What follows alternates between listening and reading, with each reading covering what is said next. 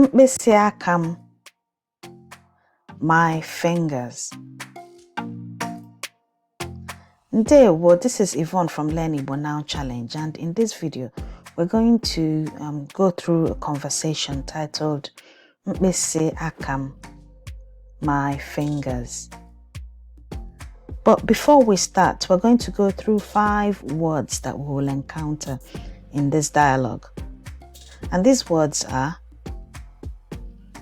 Mkpisi aka, finger. Mpempe akwụkwọ, mpempe akwụkwọ, paper. Mpempe akwụkwọ, paper. Ọbara, blood. Ịgba ọbara, to bleed. Dị nkọ, dị nkọ, sharp, or is sharp, but nkọ means that something is sharp. Ready? Let's begin. Ka anyị bido. Gịnị mere gị na mkpịsị aka?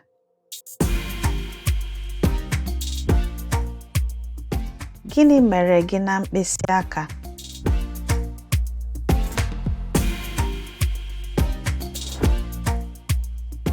Mpempe akwụkwọ yiwara mkpịsị aka m. Mpempe akwụkwọ yiwara mkpịsị aka m.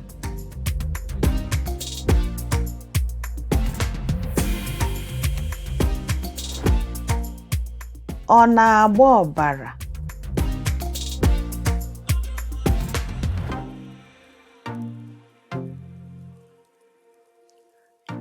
Ee, ọbara ekweghị akwụsị akwụsị.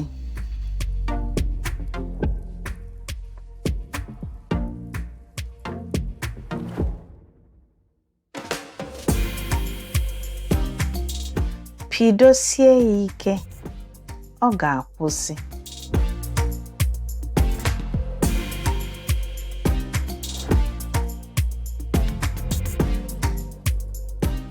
O, amaghị m na mpempe akwụkwọ na-eyiwa mmadụ aka.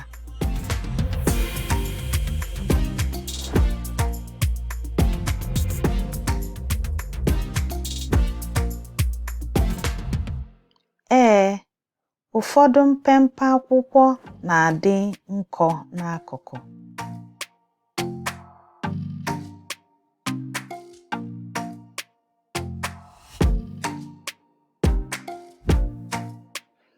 Ọ eziokwu.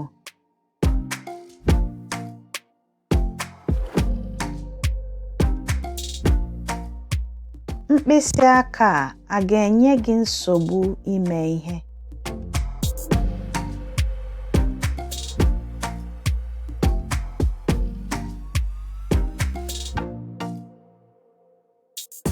Mba, ọ n'aka ekpe ka ọ metụtara.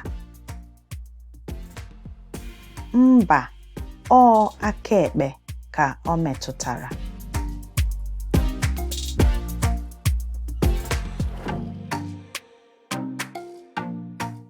Ndo, ọ dị ka ọ kwụsịla ịgba ọbara.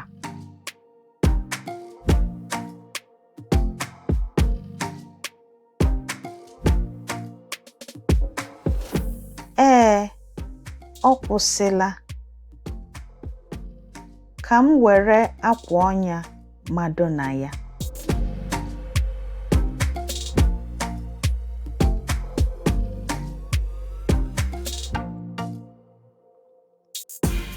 Ọ dị mkpa ka nje ghara ịbanye n'ọnya.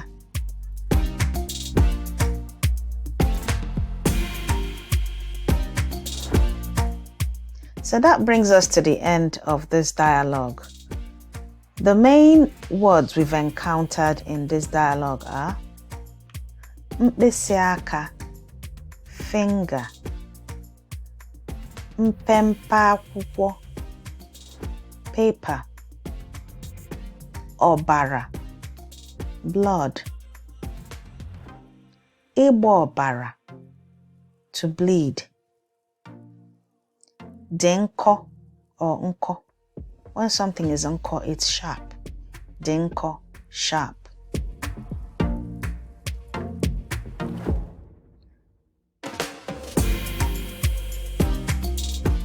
That's it for now. Ka o mesịa. See you soon.